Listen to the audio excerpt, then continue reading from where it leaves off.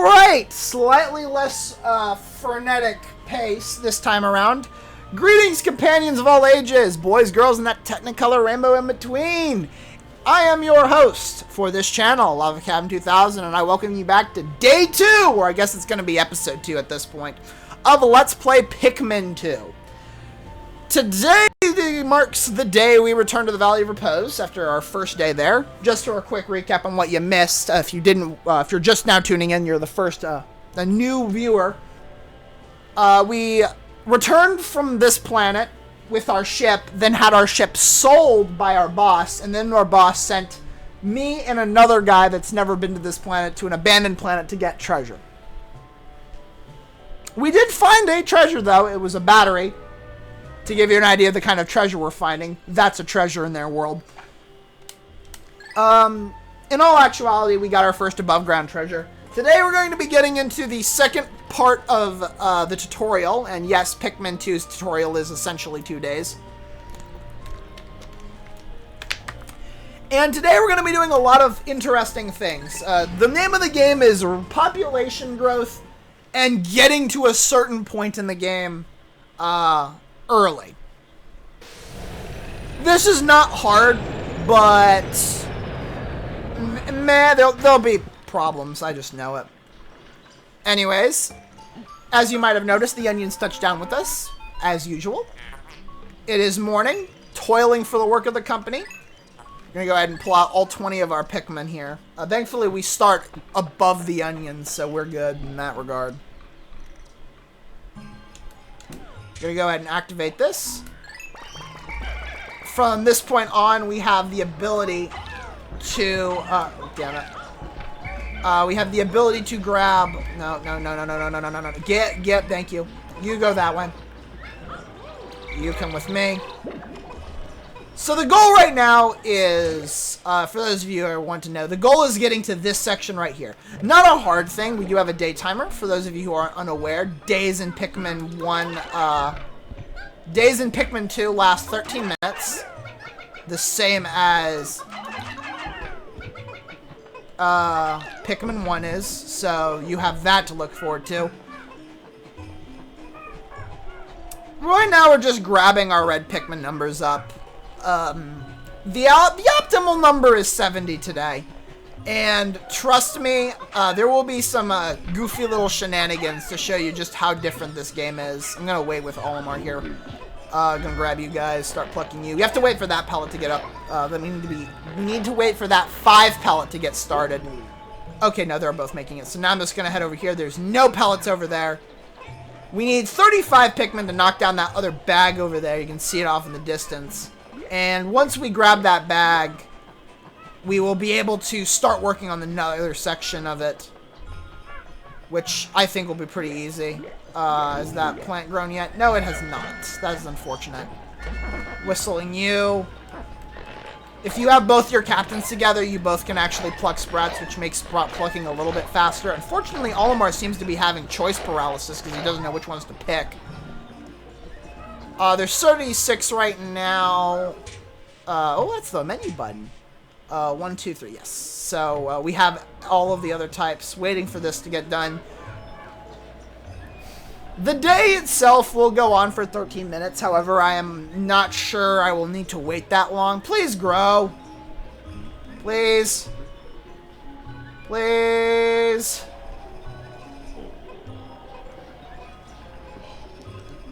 If this pellet gets to the base before you, I'm gonna be mad. Why does it look like my cursor is wrong? Oh, barely! I don't even think that's optimal now. Oh, yeah, no, it isn't. Cool. So, I'm just gonna go ahead and do this. We're gonna get all these up. We should have around 42, I think.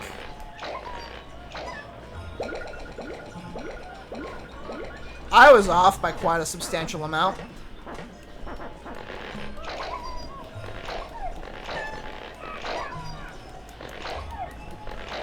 So there we go. We got all of our plucked Pikmin sprouts.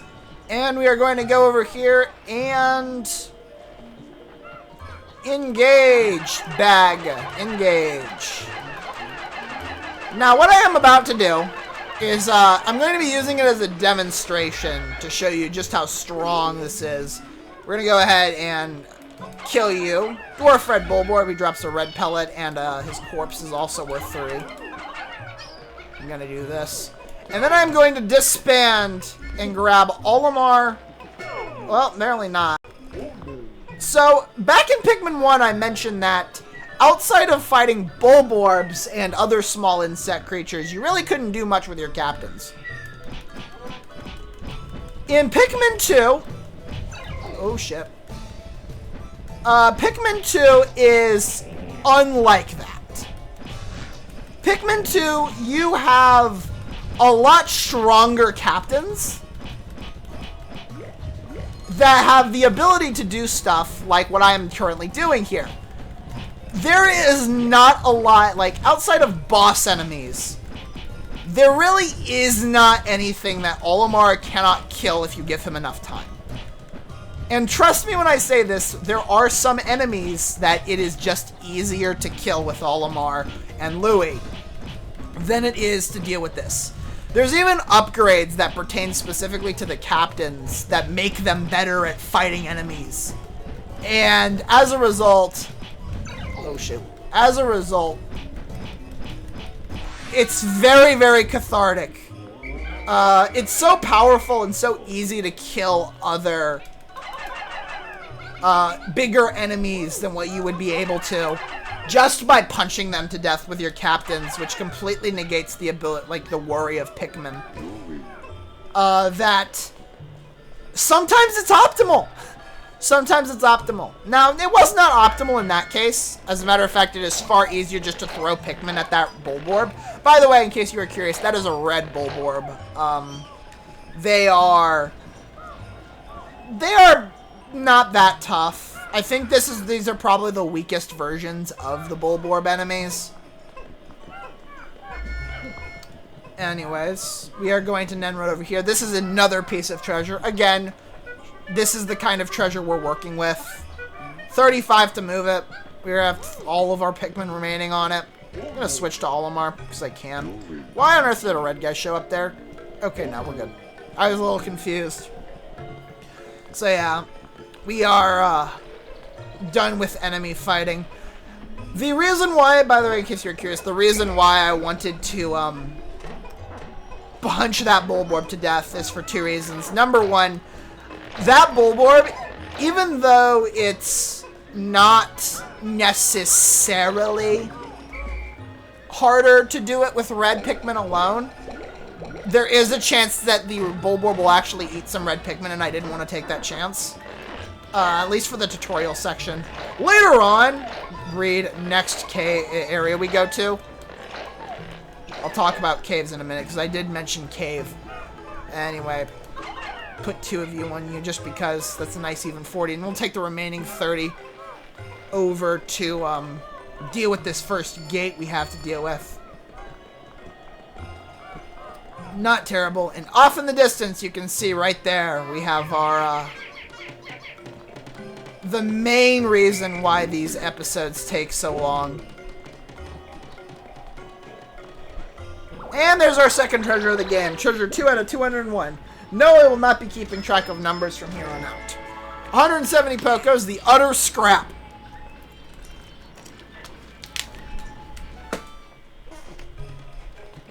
Then I'm going to take Olimar over here. We're going to grab our squad, and they're going to reconvene at the gate. So, yeah. Moving on, we got a cool today. Look at my boy. Look at her. Look at the boys. If you hold the left trigger, this is something I kind of like. If you hold the left trigger, you can actually... right trigger, my bad. You can actually put yourself into a Pikmin 4 like camera, which I always think was neat. I think, yeah, it's just the left. I think it looks cool. Gives you a ground level view of what the world might actually look like for Olimar. And there goes the gate. Astounding! Louie, who's right there. Did Olimar instruct you on how to command this? No! Thank God Louis is just like a natural at commanding Pikmin. And there we go. So now we're going to go ahead and take our army of 70 younglings and march them over. We can't go past this point because there's water. And welcome to the caves. Oh God, the caves. Interesting. Warm air is welling up from the hole in the ground before you. So, caves are incredibly difficult in this game. They are essentially levels in of itself, and there's a lot of treasure in them. I believe 3/4 of the treasures in this game are going to be found in caves. Let's begin. We have the Emergence Cave. You can see how many Pikmin that are entering with you, how many treasures that you've obtained in that cave, and also those little bubbles right there show their hazards. We're going to go ahead and enter with all 70 of our Pikmin.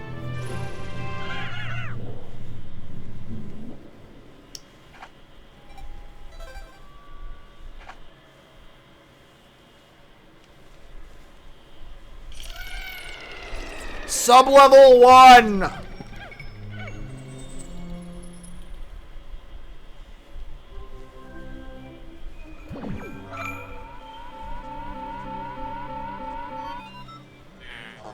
Intriguing. So, difficulties about being underground. First of all, you cannot access your ship and your onions. This means that the Pikmin you have with you are the only Pikmin you are allowed to keep with you, which means that strategy becomes the new optimal method. Again, another reason why I think this game is a more strategy game than it is a real-time strategy specifically. The second thing, while you are underground, time does not move at all. It could be 10 seconds, it could be 1 second from sundown, and you could enter a cave, and you could be in that cave for 2 hours, and it will still be 1 second from sundown when you get back. Third of all, there are enemies that you will only be able to encounter in caves. Case in point, this is actually an example of one such enemy. Those things are called dwarf snowy bulborbs, I think. Either that or they're just called snowy bulborbs. So, yeah. Anyways, let's go ahead and get started. We have our first treasure from up here. We have another bottle cap. Spicy ginger ale, the quenching emblem, 100 Pokos. And now we are going to first do this. Gonna run over here. And the reason why I am doing this, activating this cutscene, which shows you another entry to the next sub-level. More controls. The dilemma is that if you engage these enemies while you, that cutscene plays, the enemies will actually eat your Pikmin. Which I have had happen to me a lot. So yeah, these are snow bulborbs. They're not very difficult to kill at all. They're some of the easiest enemies in the game. They take slower to devour Pikmin than even a regular dwarf red bulborb. And I am not going to try and bring back deceased bodies, because you get more than enough treasure to complete the game without it. And even with all the dead bodies, as you saw at the beginning of the end of last episode, not the beginning, the dwarf bulborb that we could have brought in are was 2 Pokos, which is not worth it in hindsight. Treasures are far more, and even then, I do just like doing it just for this cutscene right here. What did you possibly consider? How can you consider this beast a treasure? Love that. So yeah, because there's no onions, the Pikmin will take the beasts back to the ship. And we get, I think that's 2 Pokos right there. Sure, you can say that it adds up over time. See, 2 Pokos. This is the Citrus Lump 180. And that is every treasure on this sub-level. I'm gonna grab you. Enemies cleared. The barbell. I call this the barbell sub-level, as you might expect. So let's go ahead and drop down into the next sub-level, which is far more important than this first one.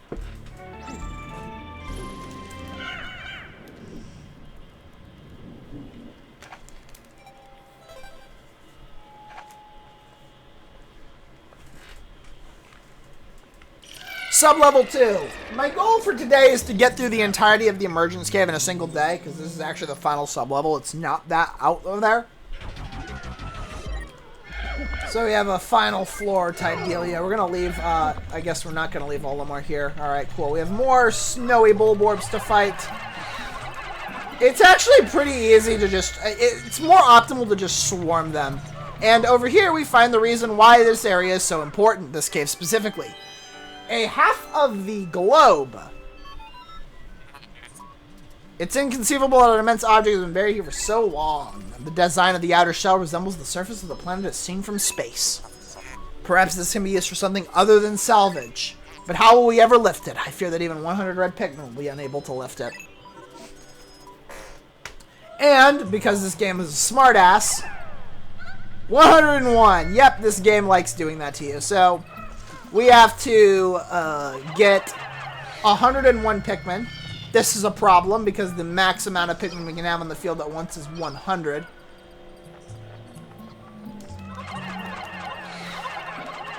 I'm going to go ahead and murder you guys. And then we're just going to swarm you because I'm a murderous asshole. Yeah, very easy to pull that off. And over here, we find another new item. This is much more important than anything we have ever encountered up till this point. These are candy pop buds. In Pikmin 1, there were candy pop buds that you could throw up to 10 Pikmin inside one, and they would change colors. In this game, there are now 6 types of candy pop buds. You can only throw 5 Pikmin in, and they are found exclusively underground.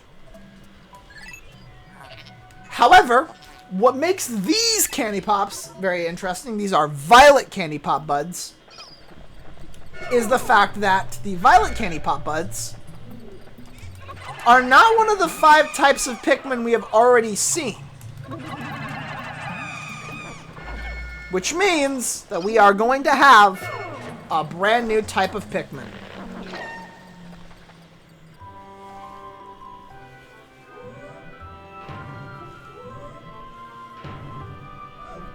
These are purple Pikmin. Purple Pikmin are powerhouses. They are incredibly powerful. I believe they do 2 times as much damage as enemies do when they are thrown on an enemy. They throw with a thud, and that thud is actually a homing a thud, so they can home in on enemies. On certain small creatures, a single purple Pikmin can crush that enemy, instantly killing it. They've got a few weaknesses, but those weaknesses are drowned out specifically by the fact that the purple Pikmin can pretty reliably take down any non-elemental enemy in the game with very little effort. If you know how to fight an enemy, then there's no reason why you shouldn't use purples. Purple Pikmin, to give an idea of how broken they are quite literally referred to as the strongest type of Pikmin in, like, the community itself regards them as the strongest type of Pikmin in all of Pikmin canon. That's how strong they're conceived to be as. Their weaknesses, they have 2 big ones. The first one is their speed. They are the slowest moving type of Pikmin across any Pikmin game in the entire series. Their second weakness is they have no immunities to any elements at all. Red Pikmin, while they don't do as much damage, are more reliable at killing fire enemies because they have the immunity to fire.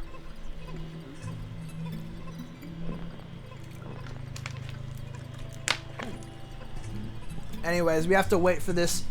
Another upside is you could probably already have figured out that each purple Pikmin can carry the equivalent of 10 regular Pikmin. Our first item treasure of the game. This is 200 Poko's the Spherical Atlas. Item treasures, there are 12 of them in the game. They all do something. This is the Sphere Chart.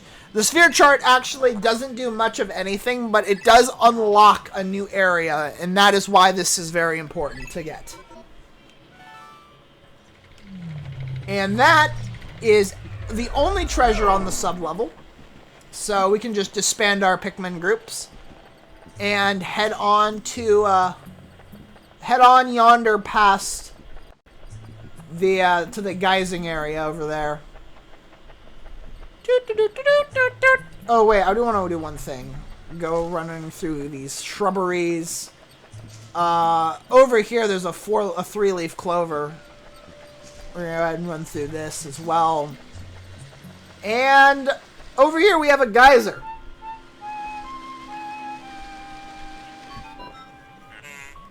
Your geysers, the geysers are your exits to caves. You use them to leave a cave with any treasure you collect.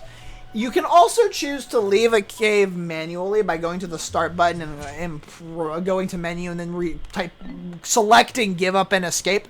If you select this option, you will forfeit every treasure that you have currently collected. So that is pretty rough. Anyways, let's go ahead and escape with our Pikmin. And that is the emergence cave in its entirety.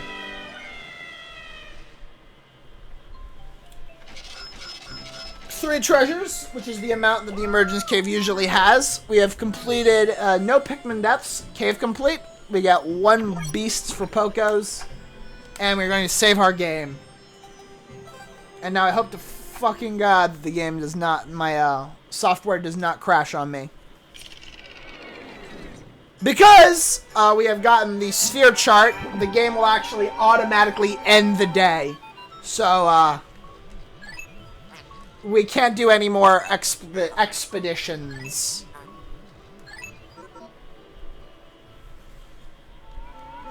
Yeah, our first successful spelunking.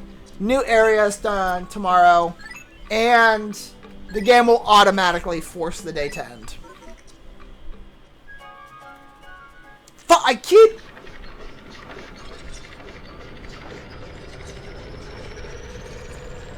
Okay, I gotta stop doing that. I gotta stop being so paranoid. I know it's like the only skippable cutscene in the goddamn game, but it's also the only one that I actually want to see. Today's report. 652 Pokos, adding up to 932 completely, almost 10% of the full debt. 60 reds, because we did lose 10 of our reds to make purples. No casualties so far. I hope that number stays that way. Mail! Baby steps first, Olimar. Plan well and don't worry about me. Our debt is with Hackby Hockatate Savings and Loan, after all. And besides, there's nothing left to repossess, so ha!